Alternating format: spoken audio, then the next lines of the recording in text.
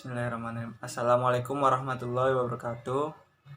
Perkenalkan, nama saya Egirian Arianto, NIM 111811529, kelas MA 18B3. Video ini dibuat untuk memenuhi syarat tugas UTS semester ganjil mata kuliah manajemen resiko.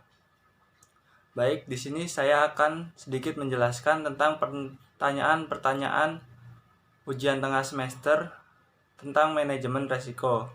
Yang pertama, istilah-istilah manajemen resiko dalam ISO 31000:2018. ISO 31000:2018 adalah panduan penerapan resiko yang terdiri atas 3 elemen. Yang pertama, prinsip, yang kedua, kerangka kerja, dan yang ketiga, proses. Prinsip manajemen resiko adalah dasar praktik atau filosofi manajemen resiko. Kerangka manajemen resiko adalah pengaturan sistem manajemen resiko secara terstruktur dan sistematis di seluruh organisasi. Proses adalah aktivitas pengelolaan resiko yang berurutan dan saling terkait. Prinsip manajemen resiko dalam ISO 31000:2018. Di dalam prinsip manajemen resiko sendiri terdapat 8 prinsip.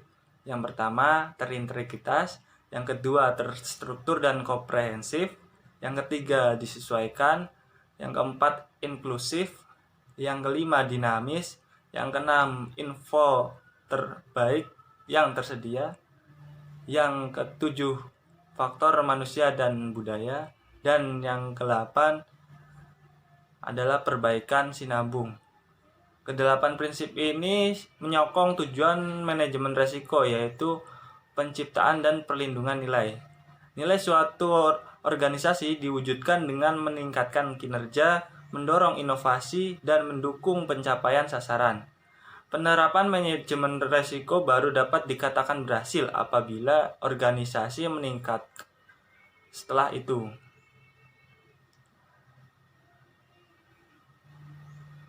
Kemudian pertanyaan yang ketiga yaitu kerangka kerja menurut ISO 31000:2018. Tujuan kerangka kerja manajemen resiko adalah untuk membantu organisasi dalam mengintegritaskan manajemen resiko ke dalam aktivitas dan fungsi organisasi secara signifikan. Komponen kerangka kerja ISO 31000:2018 terdiri dari kepemimpinan dan komitmen, integrasi, perancangan, implementasi, evaluasi, dan perbaikan. Pertanyaan keempat yaitu proses manajemen resiko. Proses manajemen resiko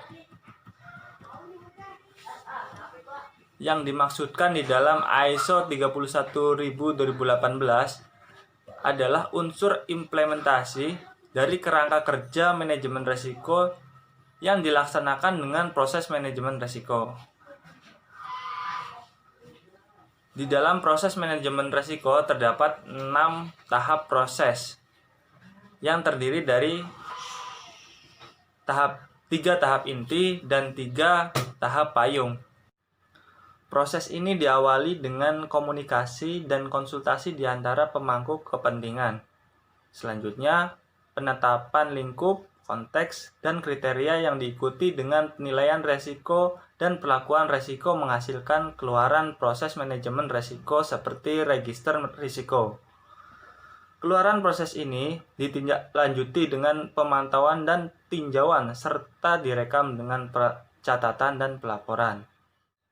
Baik, pertanyaan kelima, risk assessment atau penilaian risiko adalah metode yang sistematis untuk menentukan apakah suatu organisasi memiliki risiko yang dapat diterima atau tidak. Penilaian risiko merupakan inti dari setiap audit, di mana kebanyakan audit yang dilakukan saat ini menerapkan risk-based audit. Pertanyaan nomor 6, mitigasi resiko.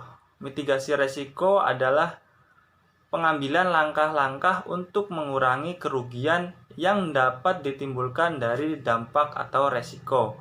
Karena wujud resiko belum diketahui secara jelas, maka perlu adanya pengelolaan resiko secara baik dan benar agar tidak terdampak pada kelangsungan proses bisnis utama. 7. Penerapan perizinan berusaha berbasis resiko. Dalam UU Cipta Kerja nomor 11 tahun 2020. Ayat 1, perizinan berusaha berbasis resiko sebagaimana dimaksud dalam pasal 6 huruf A dilakukan berdasarkan penetapan tingkat resiko dan peringkat skala usaha kegiatan usaha. Ayat 2, penetapan tingkat resiko dan peringkat skala usaha sebagaimana dimaksud pada ayat 1 diperoleh berdasarkan penilaian tingkat bahaya dan potensi terjadinya bahaya. Ayat 3, penilaian tingkat bahaya sebagaimana dimaksud pada ayat 2 dilakukan terhadap aspek A. Kesehatan, B. Keselamatan, C. Lingkungan, dan atau D. Pemanfaatan dan pengelolaan sumber daya. Ayat 4, untuk kegiatan tertentu, penilaian tingkat bahaya sebagaimana dimaksud pada ayat 3 dapat mencakup aspek lainnya sesuai dengan sifat kegiatan usaha. Ayat 5, penilaian tingkat bahaya sebagaimana dimaksud pada ayat 3 dan ayat 4 dilakukan dengan memperhitungkan A. Jenis kegiatan usaha, B. Kriteria kegiatan usaha, C. Lokasi kegiatan usaha, D. Keterbatasan sumber daya, dan atau E. Resiko volatilitas. Ayat 6, penilaian potensi terjadinya bahaya sebagaimana dimaksud pada ayat 2 meliputi A. Hampir tidak mungkin terjadi, B. Kemungkinan kecil terjadi, C. Kemungkinan terjadi, atau D. Hampir pasti terjadi.